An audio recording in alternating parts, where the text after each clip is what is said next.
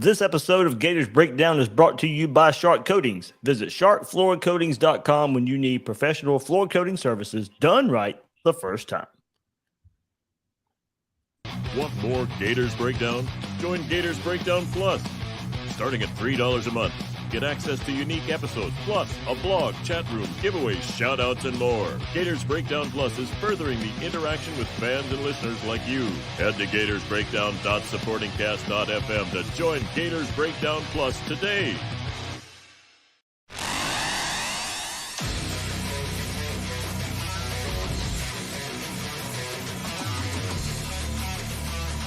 Gators Breakdown, because there's never a dull moment in Gator Nation.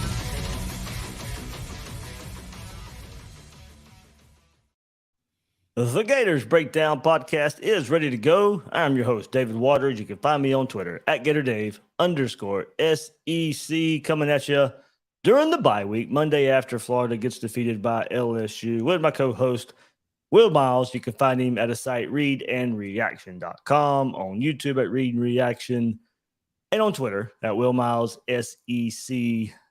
Will, we were kind of joking, not joking before this episode. I was like, man, and I am just going to stay with it. Kind of dreading this one. Kind of dreading this one. We got the theme of grading the Gators. There's some good. There's a lot of bad. And when your record's 4-3 going into the bye week, that just comes with the territory. Yeah, I mean, look, I think we came into the season, a lot of people predicted Florida to be 6-6. I think the over-under was 6. I think we all looked at it and said, we think they can do better than that. They come out and they win the opening game against Utah. We're like, hey, we could definitely do better than that. And things have sort of come hurtling back towards earth over the last 5 or 6 weeks as we've seen the limitations that this team has. And, Billy Napier is here for a reason. He's here because of some of those limitations. He's having to fight through some of those limitations, and it's not looking pretty right now. There are definitely things where you look at and say it should be better. But there are some things I think you look at and say that they're improving as well. And let's be fair and talk about those things too. But look, I mean, you go out and you lose to an LSU team that quite honestly isn't that great of an LSU team, with a new head coach in their own right coming in and going through some of the same challenges that Billy Napier is. At home, Florida really not been that successful at the Swamp this year. Not successful against their rivals either. You start looking at rivals, Tennessee, LSU, you got Georgia on the horizon, Florida State at the end of the year. Those are the teams that, Urban Meyer didn't lose to any of those guys. He made sure that on a consistent basis, Florida was beating its main rivals. And thus far, Billy Napier hasn't been able to do that. So, look, I think we all knew this was going to be a little bit of a rough road at some points along this season. I think even when we think back to 2018, you can look at that and say, oh, yeah, there were a couple of rough spots in there. Jim McElwain, a little bit less rough there in 2015, though a lot of that had to do with the East just being terrible, going through a bunch of transition at the time. Mark Richt getting tossed to Georgia and some other things going on there as well. Yeah, his rough patch came at the end of the season. Yeah, well, so, look, I think there are reasons to be optimistic about some things. I think there's some reasons to be absolutely pessimistic about some things. And, hey, we're going to see a bunch of shootouts this year. So let's embrace it. And let's embrace that the offense is going to have to hum, and hopefully it can keep up with some of the limitations that we see on the defensive side of the ball.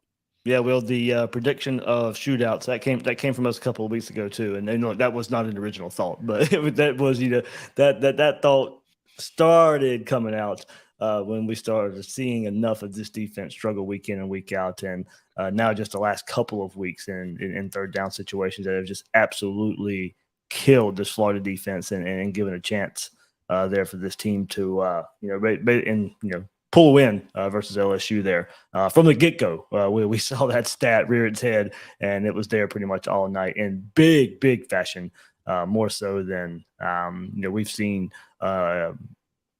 ever. I mean, these are third and longs that are just inexcusable giving up. I went to length about it on the podcast yesterday. You did too, Will, with your review article of LSU. And that's the big thing for me, Will, is we made Jaden Daniels look like Joe Burrow. I mean, there was a lot of stats there LSU threw at us, and it was the only other quarterback to do this such stats was Joe Burrow. The only other quarterback to do that was Joe Burrow. And I'm like, oh Lord, that's where this defense is you made Jaden Daniels look like Joe Burrow. Well, and I think that's why people are frustrated, because a few years ago we saw Todd Grantham make Terry Wilson look like Joe Burrow. And, we've seen this show before where the Florida defense can't get stops and where they can't get off the field. And on third down, they can't get off the field. And the expectation coming into this year, and I think this is where the frustration comes from, is that, whenever your expectation deviates from reality, that's when you get frustrated, right? You sit there, and if we'd expected Florida's defense to just get run roughshod over, then we'd be like, okay, maybe it's a little bit worse than we thought, but this is kind of in line with what we expected. The problem is we all expected that jettisoning Todd Grantham was going to fix a lot of the problems. And it turns out that the players that Todd Grantham brought into the system or brought into the program were part of the problem, it appears. But then also that, the jury is still out on this staff, Patrick Toney specifically. And, but at the same time, I think, Corey Raymond's a really good defensive backs coach. And so if the defensive backs are struggling as well, there's more going on than just necessarily the coaches failing, though certainly putting your players in a position to succeed is part of what the coaches have to do. And they haven't done that yet either. And so this is one of those where, a couple of years ago when we were talking about Mullen or talking about McElwain and everything going downhill, and I think I said it again when everything was going downhill with Mullen, it's a complete system failure. And on the defensive side of the ball, it has been a complete system failure at this point. Guys out of position, not knowing what they're supposed to do, poor alignment to start with, poor scheme, just not executing. And every once in a while, the offense wins a play. But it's amazing how when Anthony Richardson hits a check down, it goes for 2 yards. When LSU hits a check down, it goes for 24. And, you just, you can't allow that to happen. And there's really no excuse. There's effort issues, there's scheme issues, there's execution issues. And, the problem is that no matter what they've tried, and you can go back and look at the film, you can see Toney trying zones and blitzes and cover two man under, cover two man zone. You can see him trying cover three, cover four. You can see him trying zone blitz. You can see him trying full blitz. You can see him bringing both linebackers. He has tried absolutely everything. And every time he does it, somebody screws up and somebody's wide open. And, I think they've been a little bit, LSU didn't miss anything, right? It wasn't like Jaden Daniels just airmailed some guys who were wide open. And that was another thing. He had a good game himself, and then it was compounded by Florida having a terrible performance, bad defense once again. But that was also just one of his better days. And part of it, there was no pressure in his face whatsoever. So they made it easy for him, and that was probably contributing to him having one of his best days. But he was on as well. Well, look, this was 2020 Texas A&M. Yeah. That's what this was like. I mean, it was every single drive they had went like 75 or 80 yards. It felt like every time you looked up, they were in Florida territory. I was joking with Nick Knudsen about halfway through the game, like, onside kick it, dude. Just every single time. You said the same thing to me, yeah. Like, do the Kevin Kelly, just onside kick, because who cares? They're scoring anyway. Like, let's see if we can get one or two. DeJuan Black knows how to get that ball on an onside kick. Let's see what we can do here. And, if you're just not going to put up any resistance whatsoever. I mean, that was the crazy thing. They come out of halftime and the LSU running back breaks like 75 tackles on his way to a 50-yard run. Should have been a 1-yard gain, right? Javon Dexter has him in the backfield. Yeah, somebody took a screen grab of that.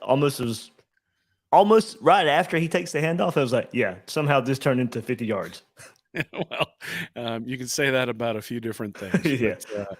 But, that happens. They run right down the field. They just run right over Florida's defense. Ventrell Miller gives everybody a pep talk on the sidelines in between drives. Next drive, they come out, just torch them in the air. It was like, at some point, and there were people that I know who were there at the game, and I mean, you were there too, obviously, so you can comment on this. But there were people who were there at the game who were texting me, calling out specific players. I'm not going to name names, but calling out specific players from an effort perspective. Mm-hmm. And I think that's the thing that you look at and say, ugh, like, if you can, I say this to the little leaguers that I coach all the time. Like, you can control your attitude and you can control your effort. Those are the two things you can control. And if you screw up something that's physical, you lose a jump ball, or, you get beat, you got to pull somebody down to get a pass interference because you got beat on a double move or something like that. Like, those are physical mistakes, right? You drop an interception, those sorts of things.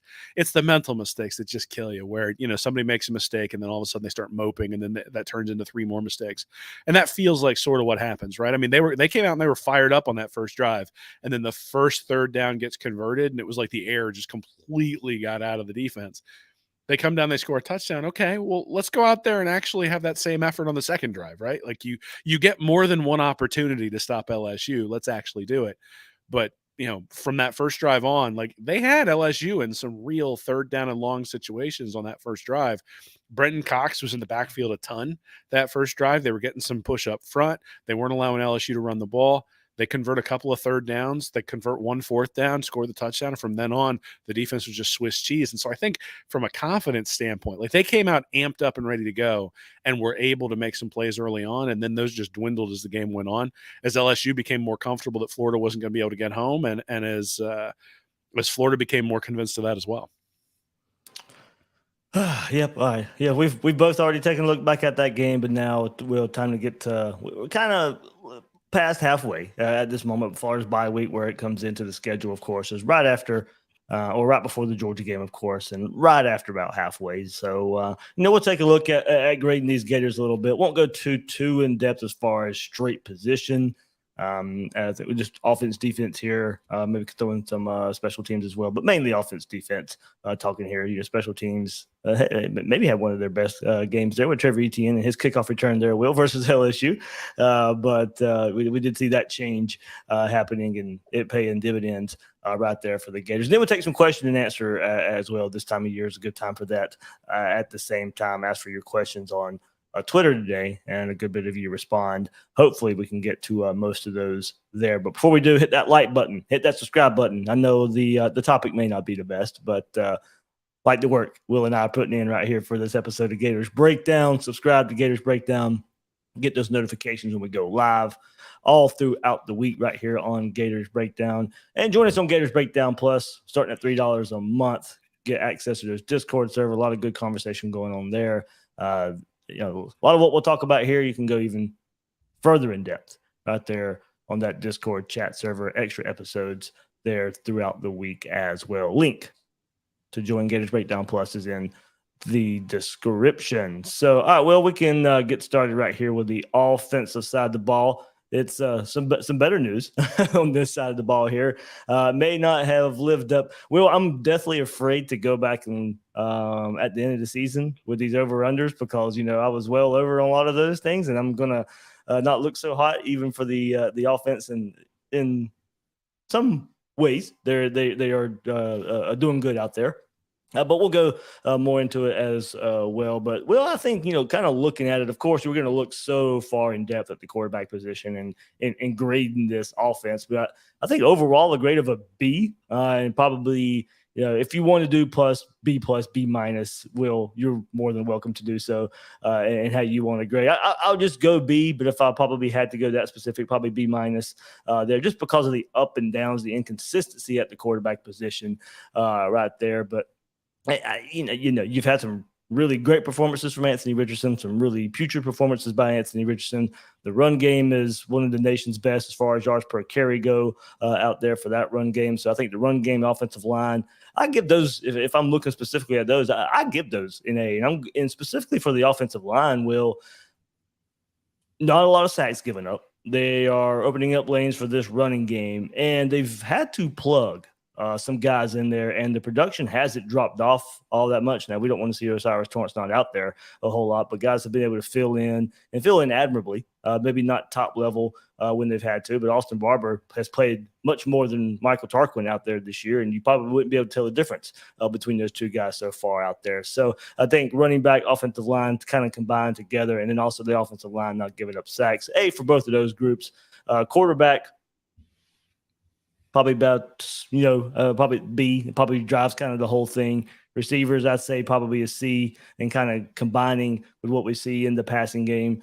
Just not we've seen some deeper play. We've seen as the season progresses, Will, the deep shots getting hit on a little more consistent basis. But overall, not going, kind of just brushing over broad strokes here. I'll go B for this offense. Yeah, I mean, I think that's probably pretty fair. I think so. The offense is 26th in yards per play, and they're 62nd in points per game against FBS opponents, so not counting Eastern Washington. So 63rd. So they're only scoring 28 points a game. You would expect them to be somewhere in the 35 points per game based on how many yards they're getting. And that really speaks to the inconsistency. It's not just Anthony Richardson. Richardson obviously is a big part of it. But the bigger part is if you look at, and this is one of the more telling stats, I think, from the LSU game, they had 59 total plays. They averaged 6.7 yards per play. That's really good. That's a top 15 offense. But they had 5 explosives for 220 yards. So if you take the other 54 plays of the game, they only averaged 3.2 yards per play, which is really, really bad offense. Mm-hmm. And so what they are a really, really bad offense that supplements with enormous explosives. And so if the explosive delivers for a touchdown, they're going to score 35 to 40 points. If the explosive gets them to like the 20 or the 15 or something like that, they're not always going to finish off the drive. And with Richardson turning the ball over as much as he has so far in the first half of the year, they haven't finished off a lot of those drives. And so they have had a large amount of those explosives not go for points, whether those are missed field goals, whether those are field goals that never happen because they get knocked out of field goal range, whether those are field goals that never happen because they throw an interception, whatever it may be. The reality is that the offense has just been very much feast or famine.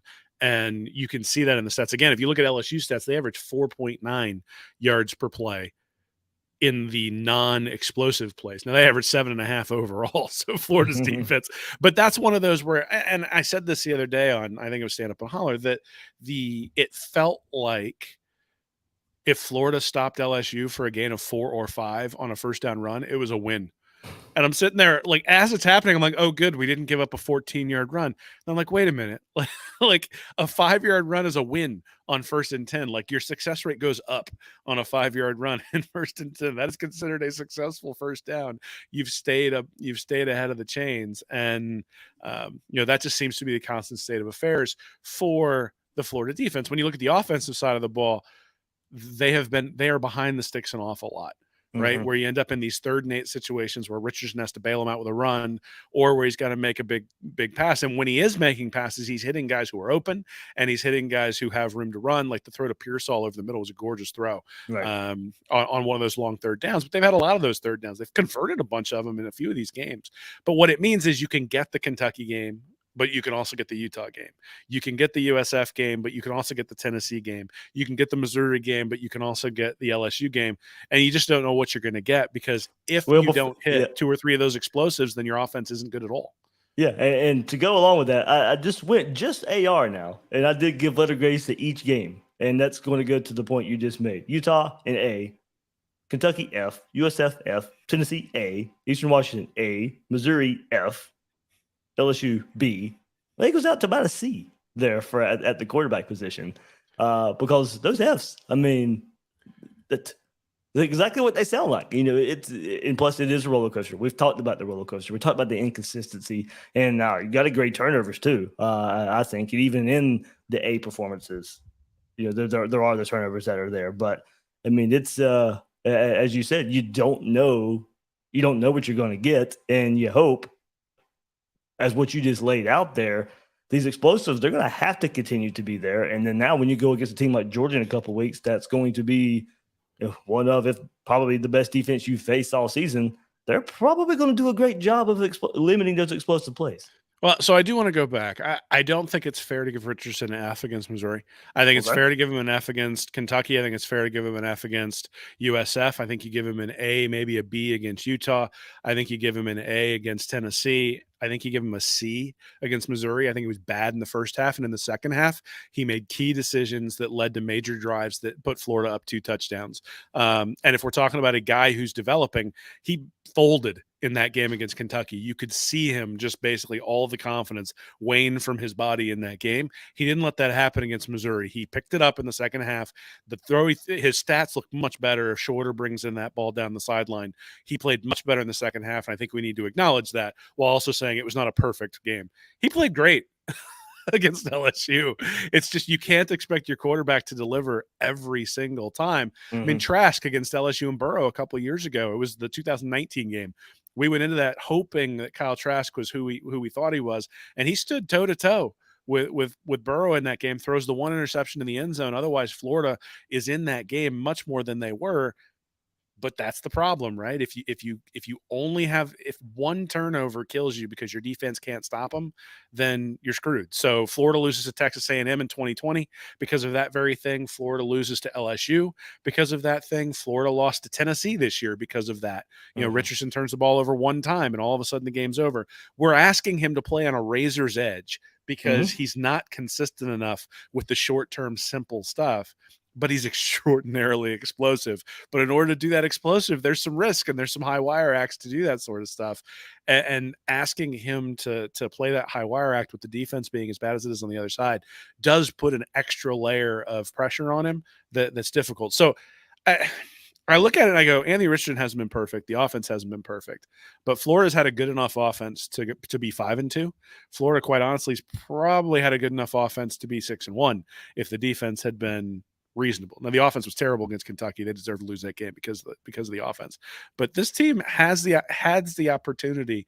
The offense has not been the thing keeping them back. The turnovers have been tough, but there weren't any turnovers the other day. And so, yeah, I think a B minus is good for this. And the other thing I will say is that there have been a lot of people. It was funny. There were people coming out of the woodwork after the game against LSU saying, see, this proves Anthony Richardson isn't the quarterback for Florida. Yeah, I don't know where that was coming from. How the heck did that game prove to you that Anthony Richardson wasn't the answer? You know what it says to me is that, like, I look at it and I go, if you bring in a guy like Jaden Daniels, right? I think Jaden Daniels played very, very well against Florida, but that's about peak Jaden Daniels. He can't play better than that.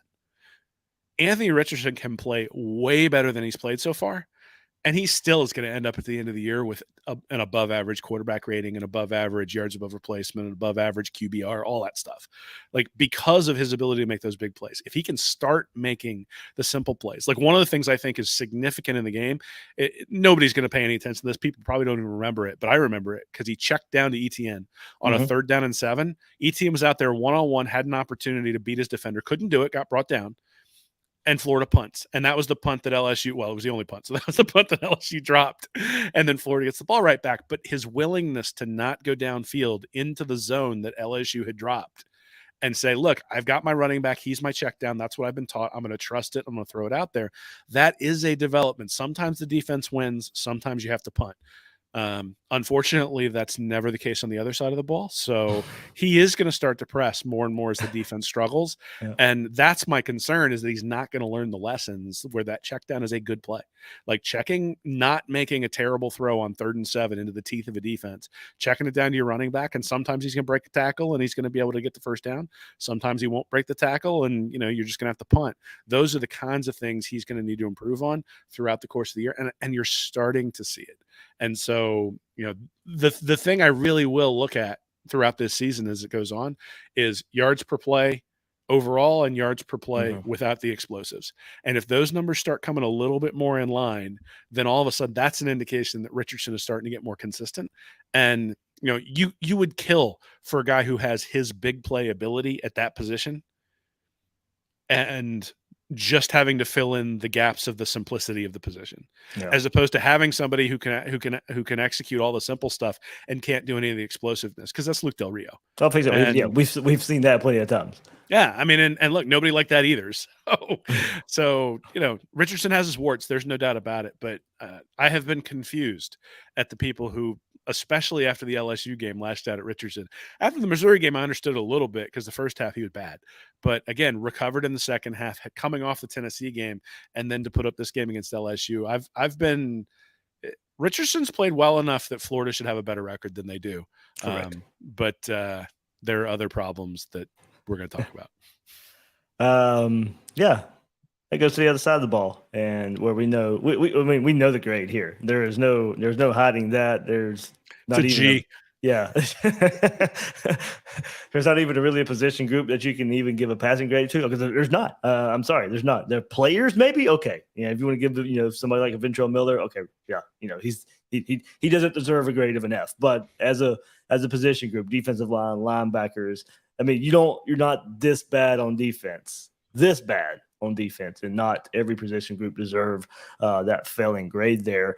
And probably would be a better way of doing this, because we've discussed kind of the LSU game. We've just kind of discussed this week by week. Probably now better to kind of go into some of the questions that we receive, because a lot of the topics we would probably hit on ourselves are going to be brought up here in some of these questions, for the defense. So plenty, of course, to get into. I'm glad everybody sent those questions in. We're going to try and get to. I sent Will a few of them just kind of so he had a heads up of where we were going with this. Not all of these will be topical of the defense. I'll try and keep these in order so we can hit the defense and then maybe hit some big picture stuff at the same time. But yeah, that's probably the best way for us to get into the defensive side of things here on our Q&A and grading scale at the same time. But before we do, let's get to our message from our friends at Shark Coatings. You know the goosebumps you get when Florida takes the field? Or when that 63-yard Hail Mary actually works? Or the thrill of a game-winning interception in the end zone? What a rush! You can experience that same rush every day at your home with Shark Coatings. We'll cover your old, ugly concrete with a beautiful industrial concrete coating and a warranty that lasts longer than most careers in professional football.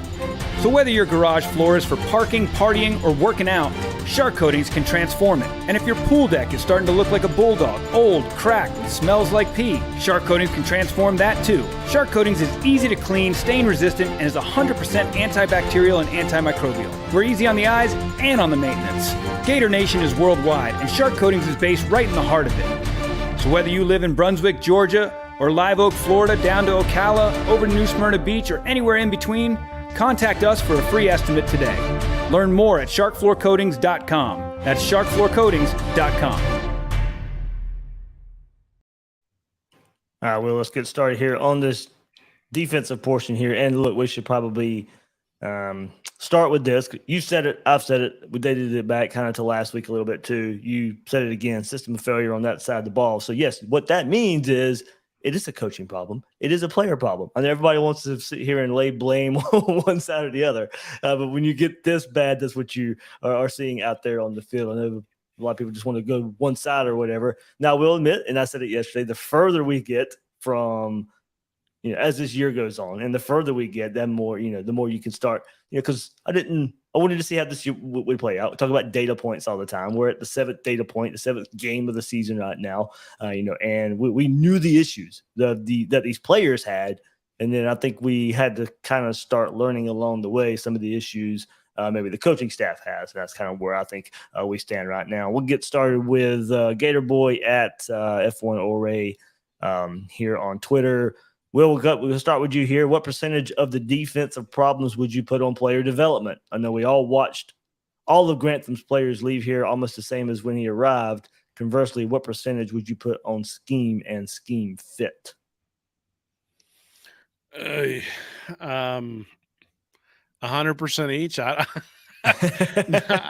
I think you can see what Patrick Toney's trying to do with the scheme most of the time. I think we criticized Todd Grantham for a scheme that was too complex. I think in many cases you could make the same comment for Patrick Toney in the defense right now. I think he's got defensive linemen who are in coverage way too often. If you look, there was a play I remember from the Tennessee game where I think it was Powell Ryland was out in coverage and sort of dove, even though he had no shot at getting to the ball. And then Trey Dean comes up and misses the tackle, and it turns into like a 15-yard gain. That's a combination of two things, right? I mean, you've got Powell Ryland out in coverage. The guy's defensive end. Like, he's the buck, but he's a defensive end. And he's somebody who should be rushing the passer, but you've got him in coverage. And you're doing that because you can't win the one-on-one battles up front that allow you to not necessarily have to try to trick the offense and overload one side or the other. But I think this scheme with guys who can win one-on-one battles on a consistent basis could be very, very effective. I don't think you can scheme your way out of just getting physically whipped. And that's the thing, is I think they're getting physically whipped. I think they're undisciplined in terms of being in their gaps. How much of that is the coaches versus how much of that is the players? Week 1, week 2, week 3, I would have said, 80% players. But at this point, it's at least 50-50. Because you look at it and you just go, look, like if the young guy, so I know everybody's sort of saying, hey, we need to get the young guys in there. We'll probably have one of these questions coming up. Everybody's saying we need to get the young guys in there. I can look at multiple plays on the film and see Kamari Wilson not in the right place, or Yep. see, or see Devin Moore, not in this game because he was out, but see Devin Moore in previous games where he's out of position, or you can see Chris McClellan getting blown back, or you can see, any one of the defender, or Shamar James not doing what he's supposed to do on a particular play. Now, that's not to say they're the only problem. Everybody's the problem. And that's part of the problem, is that, if the linebacker does everything right, the defensive lineman doesn't. If the defensive lineman does it right, the linebacker doesn't. If both the linebacker and the defensive lineman do it right, the safety's out in no man's land. You get no idea where he's at. So, at some point, you got to put your players in a position where they're capable of succeeding. And Patrick Toney thus far has failed to do that. And so as this progresses, I think it leans more and more and more towards coaching, because that's the whole point, is you're supposed to see improvement from spring camp to fall camp to game 1 to game 2 to game 3 to game 4. And to see things backpedaling significantly against LSU certainly starts to put the spotlight on the coaches. Yeah, so the first part of that question, well, what percentage of problems would you put on player development? I think that's a good bit of it. We knew coming into the season, and we had laid out every issue. While we laid out every issue, we didn't expect it to be this bad, but all the issues that we really see are the ones that we are still seeing 7 games into this season. So we knew development was going to be an issue up front for Florida. It continues to be. Linebacker at the same time, defensive back at the same time. But even some players that we thought we could count on, like someone like Jason Marshall, not to really single him out, but we're just not getting that impact. We're not getting the impact from Jervon Dexter. We thought Britton Cox at times as well. I mean, it's just even the impact players that we thought, maybe marginally better in some ways, but still some of the same players that we've seen from the last 2, 3, 4 years in some ways at the same time. So, trying to put a percentage on scheme fit. I mean, it is kind of, I think, tricky right now, but also goes to Will, another question we have. What adjustments can be made to get more pressure on the quarterback? Who's most likely to step up from the younger defensive tackles? Sapp, McClellan, etc. As far as adjustments go, and whether we're talking scheme and all that, look, you don't want your defense to be predictable, but some adjustment in just how maybe and going one or two your earlier points, Will, about maybe the confusion and how hard it is to play in the defense and how complex it is. I mean, but some of the adjustments might just be, how many ways the defense how many ways it's being deployed out there. I think it could have them thinking this much earlier. I'm not saying you don't want to eventually become a complex defense. Of course, it's what we all want, but maybe we're so early in the process still that there's still too much learning going on. I mean, as you mentioned, Will, no matter what we see out there, cover 2, cover 3, quarters, half field, man, zone, pattern match, it doesn't matter. There's a lot, and we've seen it all. There is a lot going on out there.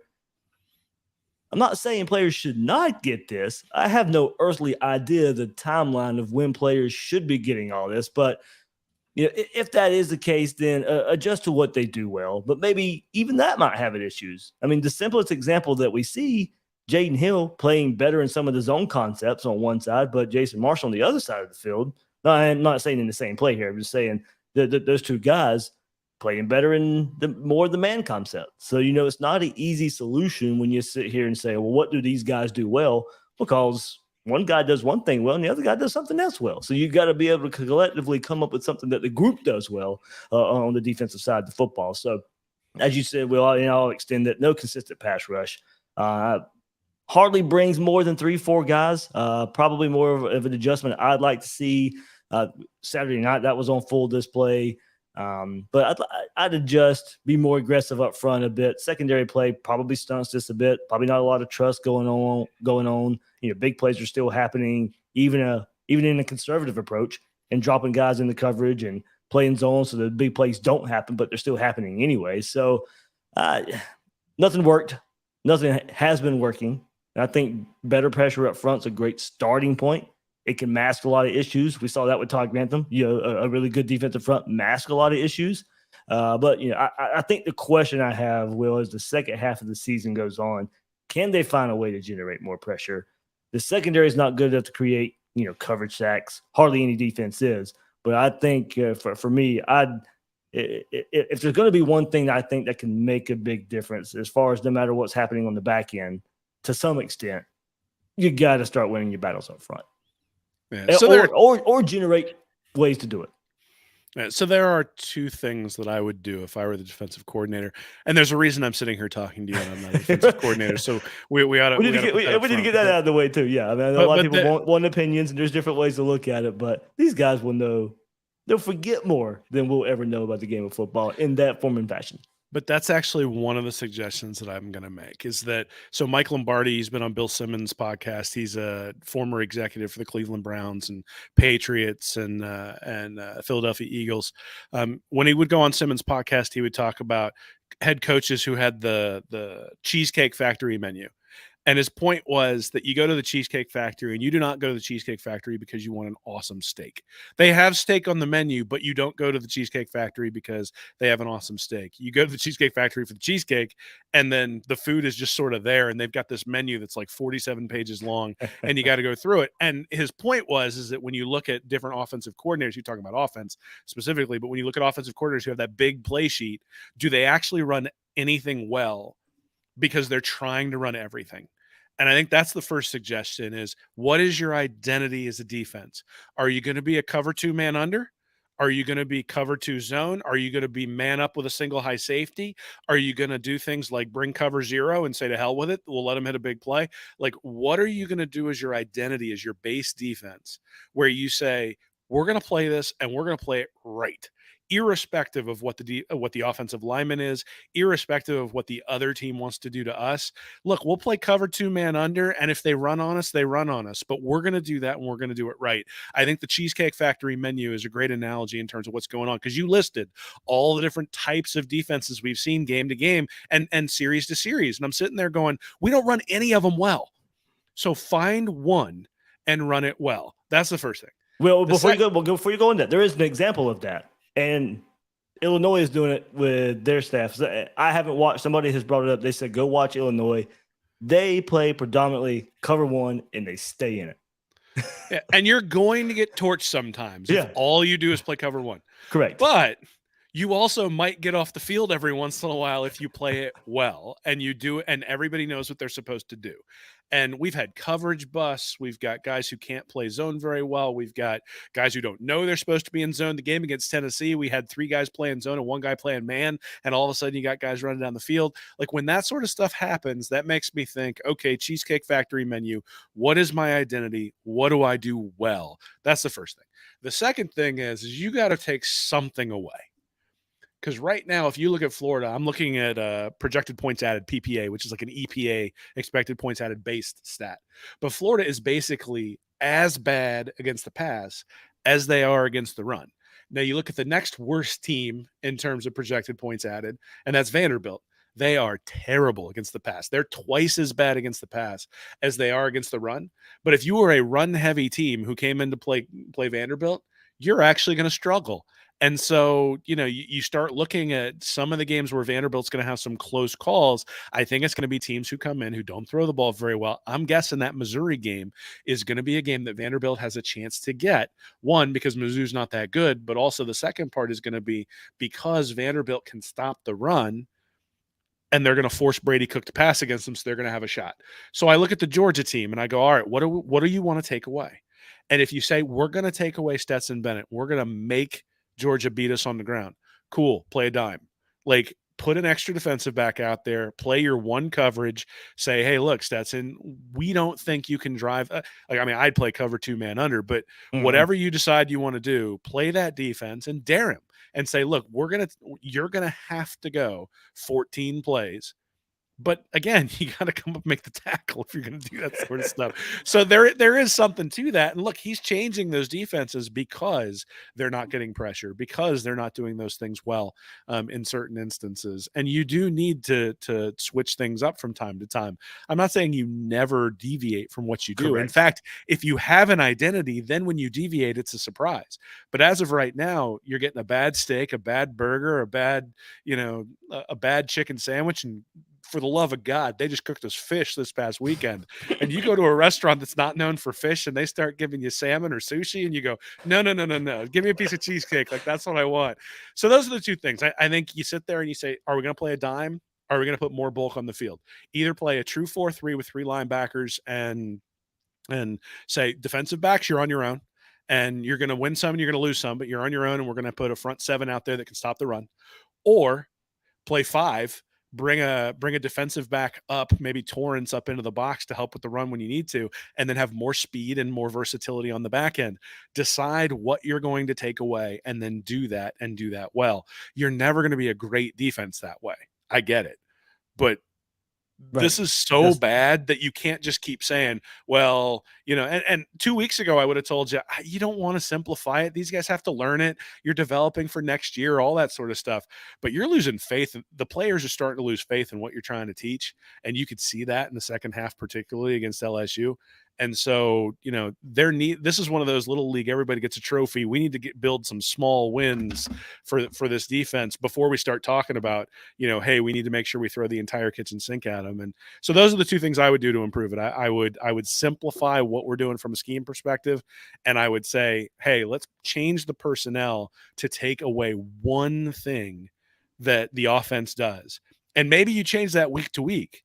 But say we're going to sit in a defense that makes Stetson Bennett check to a run every time.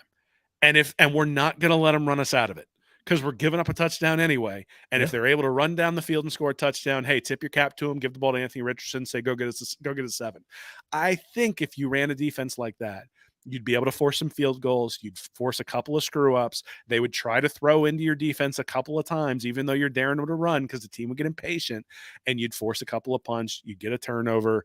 You'd give up points still, but I think you'd be more effective that way. So, again, those are the 2 things I'd do, but they don't pay me anything, so there's probably a reason.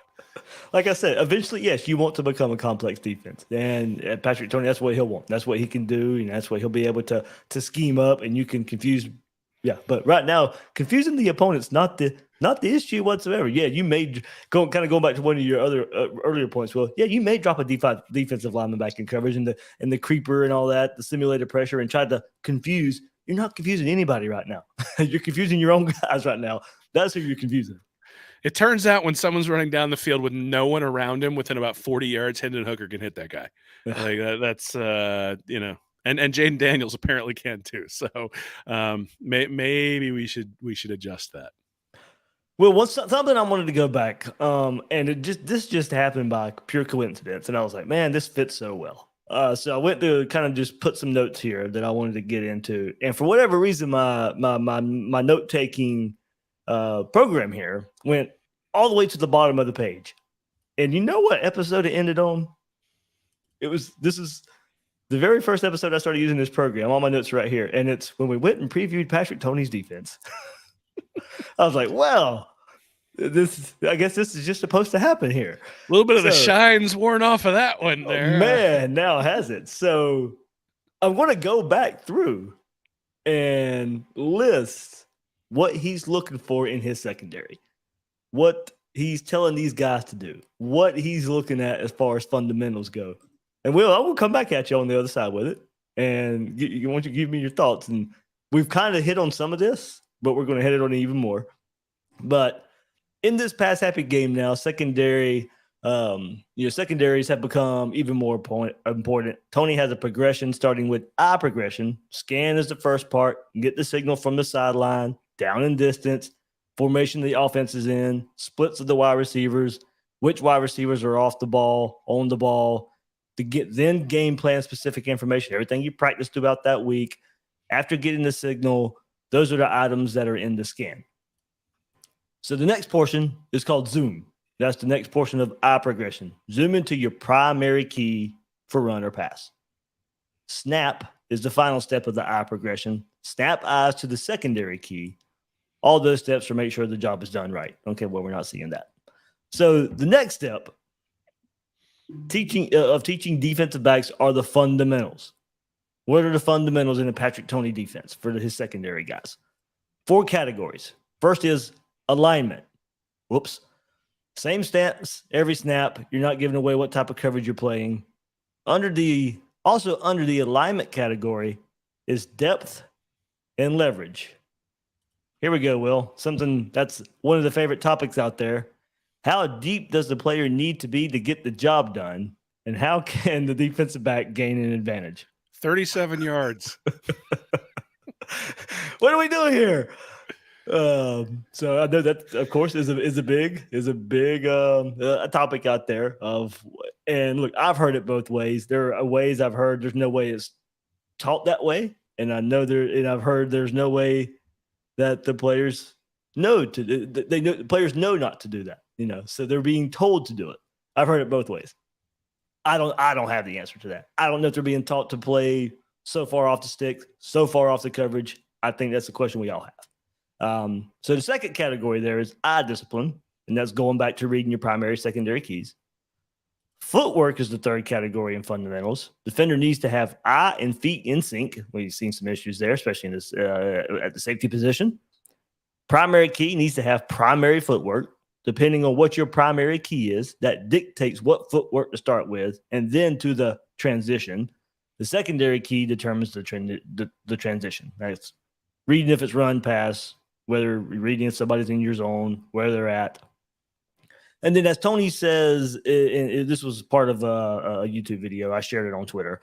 He says the finish is the most important. Block destruction, takeaways, pass breakups, tackle, very detailed aspects of how to finish, how and when to tear off blocks, different forms of pass breakups, how and where to make tackles, how to create different types of turnovers, punch, poke, rip, and such, all that kind of stuff there. So, so we go through it. Of course, we know it's talked about. We know it's discussed. We know it's taught. But everything that we just kind of went in detail with right there, especially when looking at this secondary, we see the issues and the explanation of a lot of the fundamentals Patrick Toney's looking for in his secondary players.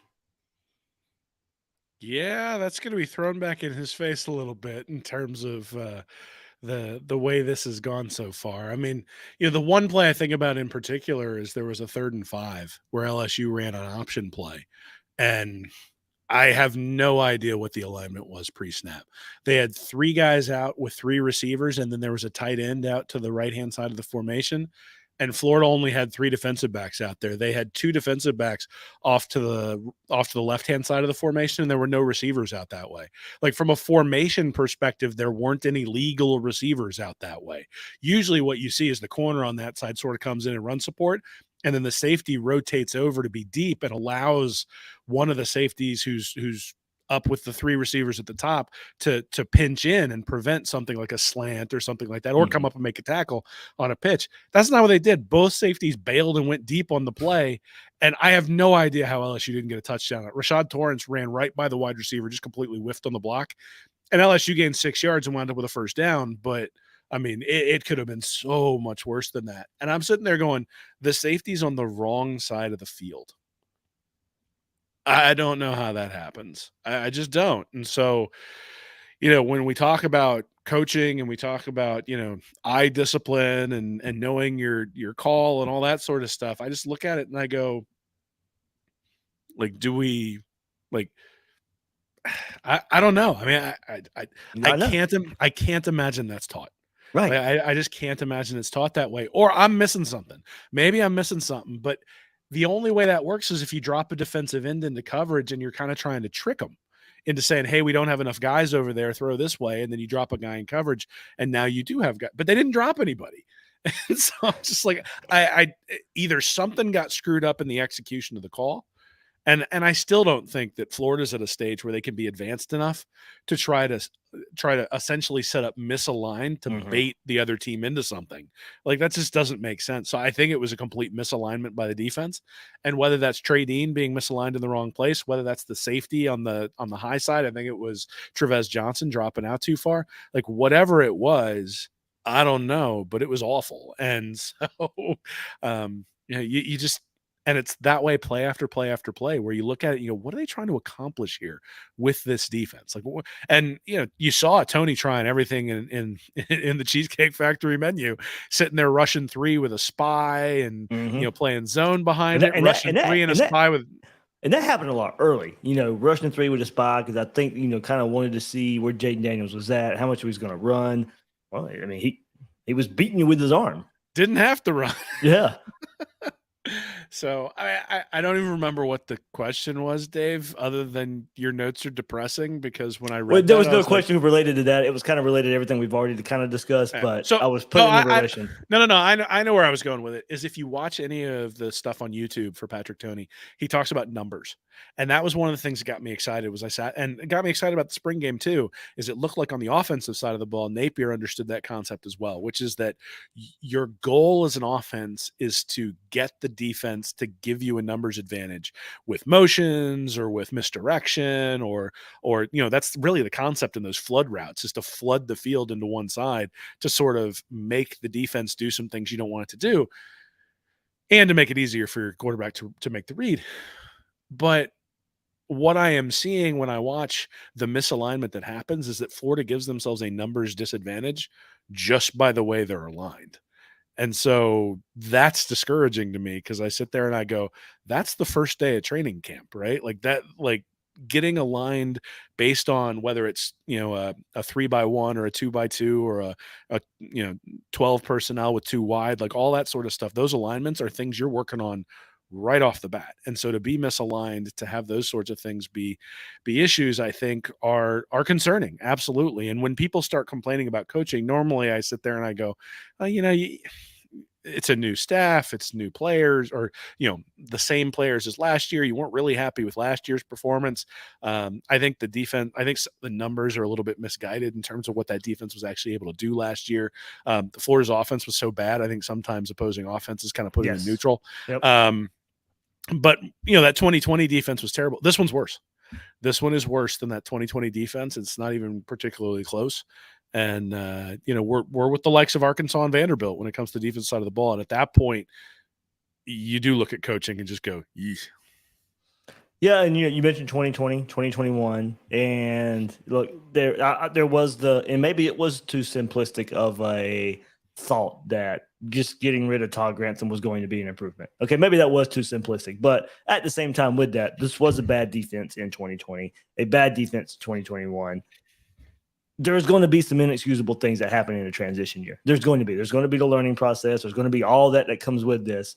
But as we said, where's the improvement from game one to now? I think that's where the frustration really, really sets in. That's why, I wasn't really set on it's coaching against Utah and against, or earlier in the season when we saw a lot of these issues. I needed to see it more play out because we already knew the players were the issue. We already know that from the last couple of years. But now I just needed to see more. And look, it's bad defense in 2020, 2021. You're not going to get an instant fix there like I thought you would in some way, some form or fashion. Well, we never thought this defense was going to be this top 30 defense. I mean, there was no way that was going to happen, but I am surprised at the issues that's still happening in Game 7. I know transition's not easy. I preached that forever this offseason, over and over and over again. But it is having more of an impact than I thought it would. Well, so I think we need to take a step back. And the first one is that Todd Grantham is not a bad defensive coordinator. He's an average defensive coordinator. Like, that was always my contention. You can go back and read anything I wrote on the site. It's not that I think Todd Grantham is awful. It's that I think Todd Grantham is average. And when you've got an average defense, you have to have an unbelievably explosive offense just to compete. You saw that with Oklahoma in those Baker Mayfield, Kyler Murray, and even Jalen Hurts years, that they had defenses that were not great. They weren't always terrible, but that weren't great. And they had these giant explosive offenses, and they're able to make it to the playoff. So you have to be perfect on the offensive side of the ball if you have an average defensive coordinator. And to me, that's the argument for jettisoning Todd Grantham, is that we want to be better than average. So that's what you're competing with. You're competing with a guy who's average, not a guy who's terrible. Now, the 2020 year was terrible, but that's not his career. His career is he's an average defensive coordinator. And so that's what we're trying to replace with Patrick Toney.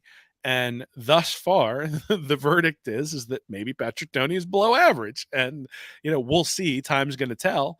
He certainly didn't seem to have that profile when he was at Louisiana, but he also wasn't the defensive coordinator when Billy Napier was going through early struggles in transition there at Louisiana either. They had other guys helming the defense when things were difficult, doing sort of the baseline teaching of the defense to guys who'd already been taught in a college scheme before. he needs to make an adjustment just like anybody needs to make an adjustment. And it may be that he's feeding these guys a little bit too much too quickly. It may be that look, we may look up 3 or 4 years from now and go, ooh, that was an interesting experiment.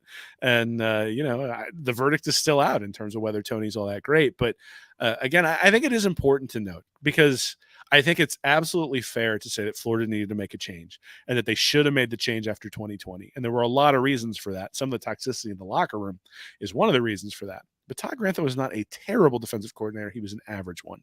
And I think we all assumed that we were getting an upgrade in Patrick Toney, and that's why things were going to get better, especially because the last 2 years with Grantham had been bad. But the really disheartening thing for this defense, to be honest with you, is that we said all offseason, and I think we believed this, was that the top side of the defense was talented and was going to be able to play well. The question was going to be if guys got injured. And no one's gotten injured, and the defense is this bad. And that's the thing that I think I look at and just go, it ain't a depth issue. Kyrie Elam was a really good player. He wasn't this good, or he wasn't this important. Zachary Carter was a really good player. He wasn't this important. So, look, I think it's I think Grantham needed to go. There are reasons he needed to go, but there's always a risk when you make a change, and one of the risks is that change is going to end up looking like this. I don't think any of us thought it was going to be quite this bad, but this is where we are, and so Florida's got the bye week to try to fix it, and we'll see what they come up with. I see a lot of comments about staff changes. Look, I mean, people can sit here and say they want to. The staff change is not happening. I mean, so that's where you got to start looking at this too. What can be done to get better? You can sit here and say you want a staff change, you won't get Patrick Toney fired, which is, I still think, ridiculous. And you may end up being right 7 games in. I think it's ridiculous to sit here and already call for it, but also it's not happening. I mean, so I think that's got to play into the factor in decision making and analysis and conversations that's going on. It is not happening. Well, can I say something about that? Because that's really aggravating. I mean, I look at it and I go, in no other walk of life would we look at somebody halfway through their first sort of season or first year in a job and go, oh, well, you haven't completely turned things around. Like, you're out of here. Even if things had gotten worse, you give them an opportunity to right the ship. I think you got to give Patrick Toney that ability to do that with his own players. And I mean, look, I think people are excited about some of the guys, Dijon Johnson coming in, committing and stuff like that. Every top recruit except for Mizell, who's been brought, I guess it's Mizell and Eugene Wilson. Other than that, every single top recruit's on the defensive side of the ball. Is that all Corey Raymond? So from the standpoint of the things that were deficient when it came to Dan Mullen, Patrick Toney's pulling his weight on the recruiting trail, which is a big part of college coaching.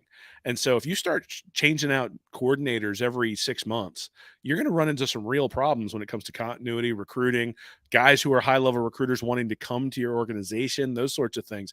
I don't think you're blindly loyal to people.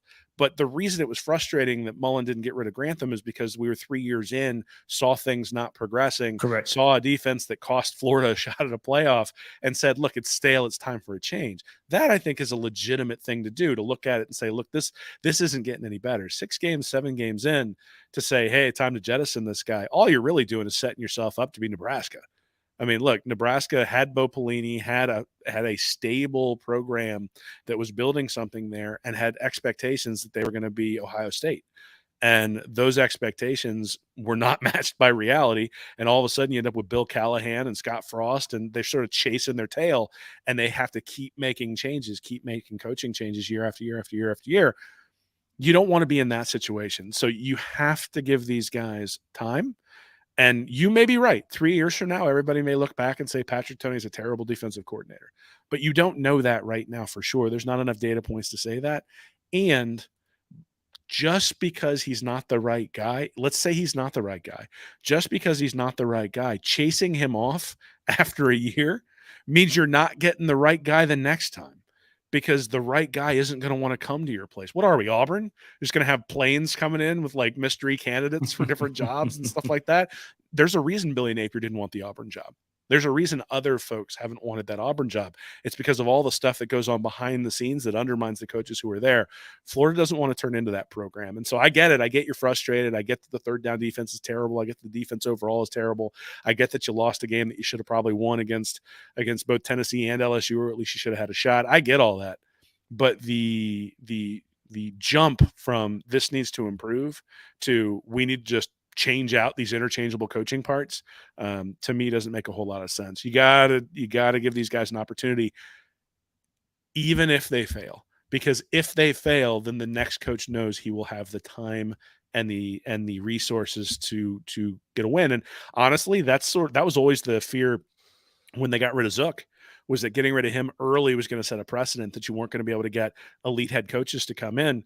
And, this every 3-year turnover does sort of set your program back over time. And you need to be careful of that. Doesn't mean you don't make changes when you have to make changes. And certainly if there's like some red flag that's sitting there inside the program that we just can't see, then yeah, you make the change. But if it's just, hey, he's struggling, we need to help him, boost him, and give him an opportunity to grow into a bigger job in the SEC, then you got to give him an opportunity to do that.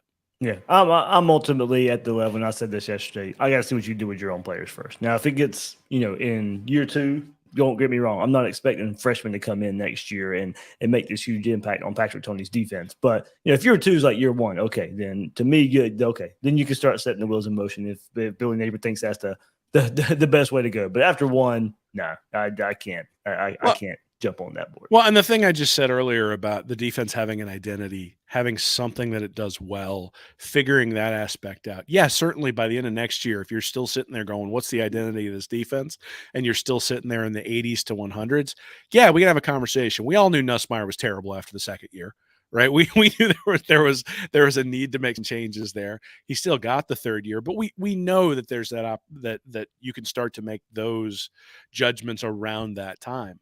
But, look, I think there is a risk to being so critical so early about, from jumping from you need to do your job better to we need to find someone else to do your job is a leap that I think you need to be more patient on when it comes to these programs. Not just because the person maybe can't do the job well enough, you might be right, but because the ramifications of what that means about the quality of the next person that you bring in for that role, I think really does justify and necessitate patience. All right, let's get one more, Will, and we kind of hit on this last week a bit, but I do want to get into it because it's talking about kind of freshmen here. Napier clearly doesn't trust his defense to make stops. I think that is purely clear out there. Why not play more people like Lions and others to get on the field more, to lighten up reps at home, forget red shirts, get experience?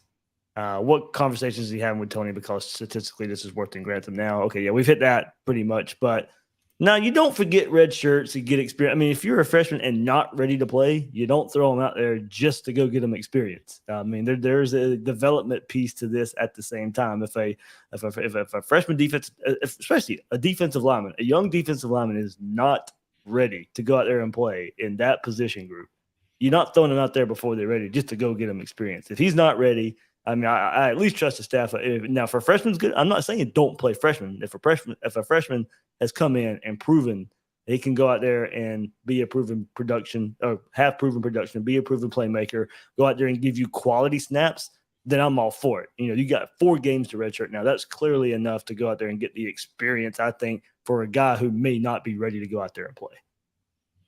I mean, process, guys. Process. Like, I think one of the reasons that Jim McElwain struggled, that Will Muschamp struggled, that Dan Mullen certainly struggled, is a lack of organization and a lack of process. And so to just say, oh, things are going poorly, we're going to abandon our process in terms of these guys that we want to redshirt, these guys who aren't ready, these guys, we're going to throw them into the fire because, oh, they need experience. Well, that is not a wise way to operate your program. The way you operate a program is you look at it and start at the beginning of the year and say, this is what we believe in. You make some adjustments along the way because you should make adjustments. But then you also sit there and say, we're going to have to weather this storm for the good of the program. And look, that's Napier's job. Napier's job is to take the hits in his first year. I mean, if you think Nick Saban enjoyed losing to Louisiana Monroe that first year that he was there at Alabama, you're crazy. He was embarrassed by that. And I guarantee you that drove him in 2008. I guarantee you that drove him from the offseason, but that was not a good. So he took over a 6-7 team from 2006 at Alabama. They go 7-6 the next year. Now, what I will say is that 7-6 team had a ton of 1-score games. Now, they weren't nearly as putrid on the defensive side of the ball as Florida is, but they weren't good when it came to offense. In fact, on offense, they went from 65th to 94th in terms of yards per play. They went from 53rd to 47th on defense. They made almost zero improvement on the defensive side of the ball, and the offense took a major step back. And the team goes 7-6, has a bunch of one-score games, goes 4-6 in one-score games. So 10 of their games were 8 points or less. Only 2 blowouts against sort of FCS opponents and the like. There, the cupcakes. You would have looked at that and said, "Whew." I mean, again, if Saban is a young guy coming to that role from, say, a G5 school, he's coming into that role at Alabama, and he does that, you would have been like, I don't know if he's ready for this. Like, look at that offense. Like, that's terrible. Now, I think you look at it and go, they did jettison Major Applewhite, or at least Major Applewhite, the offensive coordinator, left and went to Texas. Jim McElwain, which was his alma mater, by the way. Yep, absolutely. Jim McElwain comes in 2008. The offense jumps back up to kind of where it was in 2006, but that's where the Saban stuff took over, because all of a sudden their defense was 5th. And that 2008 team is the one that gave Florida a pretty good run for its money in that SEC championship game, was undefeated coming into that SEC championship game, then loses to Utah. The next year, the offense improves to 28th. The defense stays at 7th, and that's the team that wins the national championship in 2009. Now, the interesting thing is, if you look at the guys who got playing time back in 2007 in that first year, they're guys like Javier Arenas, Rashad Johnson, Marquise Johnson, and Andre Smith are the guys from the 2006 recruiting class. So those are the guys the year before Saban took over. Mm-hmm. So guys he didn't recruit, guys who Mike Shula recruited that he still brought in and made valuable members of those 2007, 2008, and 2009 teams. Then he has his transition class. He has a couple of guys hit there. Rolando McClain and Kareem Jackson are the 2 who hit from the transition class. And then you get the Julio Jones, Mark Ingram, Dante Hightower, and the like in that bump class, who come in and sort of deliver the boom in 2009. And that's one of the reasons why you saw that giant increase. And Hightower and Ingram and Julio Jones all started in 2008. And that's one of the reasons why you saw Alabama go from 7-6 to 12-2. So what I say is that Saban is a defensive coach traditionally. The Alabama defense didn't really move from year 1 to year 2, and then all of a sudden jumped to elite status. The offense, which is not his side of the ball, falters and then improves enough to be able to support the defense. I think that's the hope with Napier, right? You see the offense sort of doing what it did last year. It's almost a carbon copy of what it did last year, actually. A little bit more feast or famine this year than last year. Last year was much more, hey, we're going to consistently move between the 20s and then not finish it off in the red zone. This year, we aren't even going to move the ball between the 20s unless we hit an 80-yard bomb. But the same general thing that you're getting from the offense, not a huge step up. So 21st last year, 26th this year in yards per play. Last year they were 39th, but I think that's a little bit of a mirage. The year before they were like 90th in yards per play allowed. This year they're 110th. Certainly a major step back. The question is, the question everybody's asking, and I think the question that'll be thrown in our face on this one is, hey, he changed from Major Applewhite to Jim McElwain. Well, you can do the same thing with Kirby Smart. Same thing. The defense took a step back. His first year went from 18th to 35th. The offense went from 45th to 84th under James Coley, but he stuck with James Coley. And year 2, they go up to 9th. They found their quarterback in Jake Fromm. They were effective. That 2007 team almost wins the national championship. 9th in total offense, 7th in yards per play. They should have won the national championship. That was the 2 a year where he comes in for Jalen Hurts in the second half. Certainly we trolled them enough for that one that, it was an enjoyable time for us, but sticking with Coley allowed that offense to improve the way he wanted to improve. Same thing with Urban Meyer. The offense went from 13th the year before he arrived to 63rd in 2005. We should all remember all the people claiming this offense won't work in the SEC. What's the spread offense? It's 3 clouds in the yard of dust. Come on, bring back the stuff that was before Spurrier and get that to work. All of a sudden, he sticks with Dan Mullen. 2008, 2006, the offense is 18th. In 2007, the offense is 1st. So, yes, Nick Saban made a changed offensive coordinator. Whether he ran off the offensive coordinator or whether the offensive coordinator decided to do something else, Saban is obviously pretty traditionally hard on his assistants. Well, not only that, you didn't know at the time Alabama was going to become what Alabama was going to become. Absolutely, absolutely. And like I said, Major White went back to Texas, where of course he played quarterback. Yeah. So but I don't know the story either. I don't know if he got rid of him. I don't know if.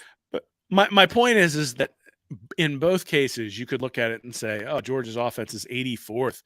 Like, Kirby, you're a defensive guy. You need to get the right offensive guy in here. In fact, that sort of did turn into the narrative when he finally went with Todd Monken. But, you look at that 2017 team was really close to winning a national title.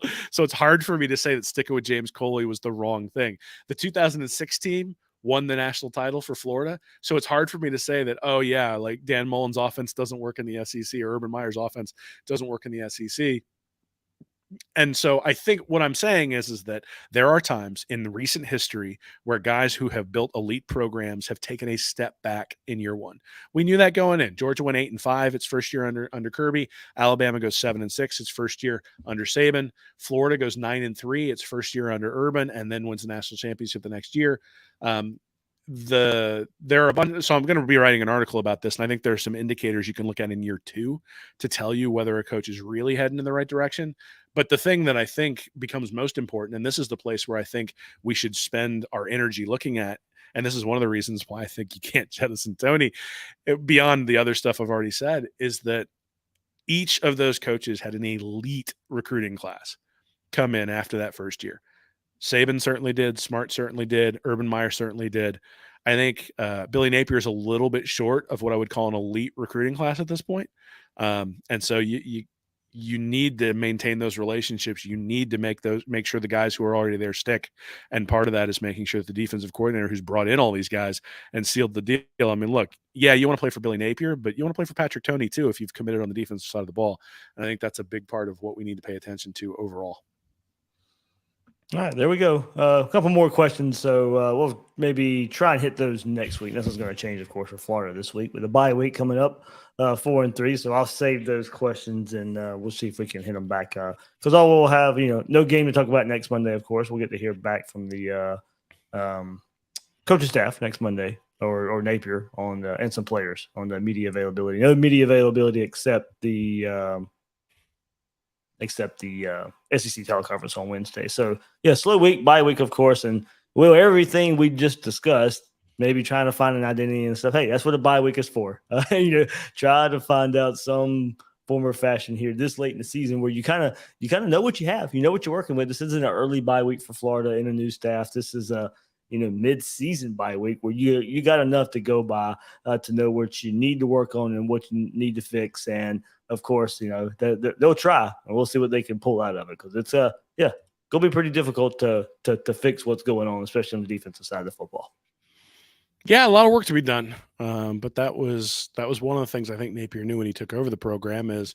You don't take over a program like Florida after the McElwain and Mullen regimes without knowing that you've got some real work to be done. And to be honest, I mean, the program when Urban Meyer left in 2011 and sort of when he fake left before 2010, he talked about the program being broken and, a broken program takes some time to fix, and they've tried a few different things and none of those have worked. And so here's the third attempt to fix it or fourth attempt to fix it since Urban Meyer left. And, you got to give them a little bit of time to do that. But certainly, the stories of Urban Meyer sitting everybody down and figuring out what they're going to change before that Georgia game obviously have become a thing of legends because of what happened there in 2006 and 2007. But again, I think if you go back and actually think about what people were saying after the LSU game. I think I said last week, I think Chris Leak went like 10 of 32 for 106 yards against LSU in the game before the bye week. So, the offense was the question in that Urban Meyer year in 2005, where you're sitting there going, geez, like this isn't going to work. He needs to make adjustments. Why isn't he doing what the rest of the conference is doing? Like, what's he going to do? And they came out with a fullback in that Georgia game, and I don't think it made a huge difference other than the fact that it surprised Georgia, maybe got them some points early on, put Georgia on its heels, and the Bulldogs couldn't come back. Let's see what Napier and Toney can come up with, because I think there's an opportunity here to give the players a jolt of confidence against a team that Florida, quite honestly, shouldn't beat. But if you told me before the season started that Florida finishes 7-5 and beats Georgia, I would have said that's a successful season. And so, you always talk about like what goals are in front of you and what can you accomplish. And certainly the SEC East is out the window, which means the SEC championship is out the window. And that's sort of your first goals that are sitting there on the chart at the beginning of the year. But we didn't really think those were realistic anyway. So again, I go back to, if you end up going 2-2 against Georgia, Florida State, Tennessee, and LSU, you go, that's a successful season. Is it likely? No.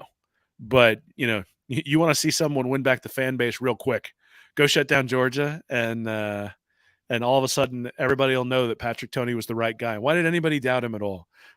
Do I think that's going to happen? No, I don't. But but hey, I'm a little bit of a delusional Florida fan right now going into a bye week. I got to hold on to something. The old we can put out the meme of the old Jim Carrey and Dumb and Dumber. So you're saying there's a chance? 1 in a million, buddy. 1 in a million. Oh man. Oh well. We got a little bit of a reprieve this week, so we don't have to watch. I mean, can they give up a third and long to bye week? I mean, they can't practice. Probably likely, right?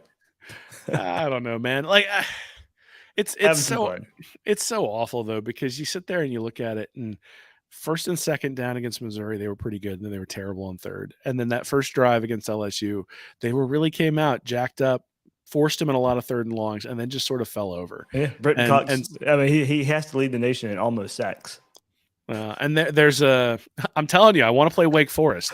That slow mesh with Brenton Cox would just be a disaster. Like Hartman would get absolutely destroyed with that slow mesh back there. But yeah, I mean, look, it's disheartening. I don't think there's any other way to put it. It's disheartening. You would hope that there would be more balance. There just isn't right now. And so, like I said, we've talked a little bit about how we think Florida might fix it. Certainly that's going to be some of the stuff that's coming up on Read and Reaction this week, is talking about that and talking about sort of the history. But yeah, like you said, we get a week to take a breath. So at least a week of no negativity, hopefully, where it's like, all right, everybody can take a breath. And then we can have a week of negativity heading into the Georgia game, where we all sit there and wonder how bad the slaughter is going to be. And then hopefully, again, I mean, I think if you go out and you show well, I don't think anybody really expects Florida to beat Georgia at this point. I would expect Florida's going to be at least a 2-touchdown underdog in that game. Oh, yeah. And so no one, I think, really expects Florida to beat them. So go out, put up a good showing, show improvement, show progress.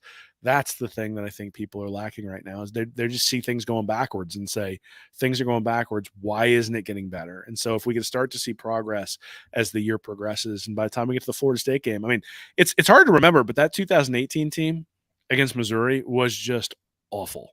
Like, that might be the worst Gator performance I'd ever seen until the defense against LSU the other night. Was Felipe Franks on offense against Missouri. And I think that would have been game 9 that year, pretty much like there was a ball he threw. He had a guy open in the flat. He throws the ball. He missed him by so far and I was there live, and I was like, I see it. And he just missed him. Where the hell was he throwing the ball? And when you went and watched it on TV, he missed the guy so badly you couldn't see the ball in the picture. As you knew it flew out of bounds because you'd been at the game, but you're like, oh, the cameraman completely missed that. When you're like, no, he didn't. The ball was so far away that you just could not see where it was. And I remember looking at that, just laughing when I got home and watched the replay, going, that's terrible. They fall behind to South Carolina. Everybody's booing the team. All of a sudden come roaring back, and it was like a switch flipped. And that I think is the hope, is that a little bit of confidence, a couple of things go their way, the flip switches, and all of a sudden everybody starts trusting everybody else, and it looks like a different defense. Is it likely to happen? I don't think so. I think they're going to get stretched by a Georgia team that has tight ends that scare an elite defense, let alone one that's built like Florida's. But I think, again, progress. If we see progress, then most of the people are going to say, okay, I see what we're doing here. But without any progress, there's not a whole lot to hold on to. Alrighty. That'll do it for this episode of Gators Breakdown. Plenty to get into next week with Georgia. Hated Bulldogs, but yeah, I know that one's not going to be pretty. That one's going to be that one's going to be tough there, but that's why they play the game. So at least it's got to be played. Well, get excited here. Get excited here. I Dave. will. I got a week.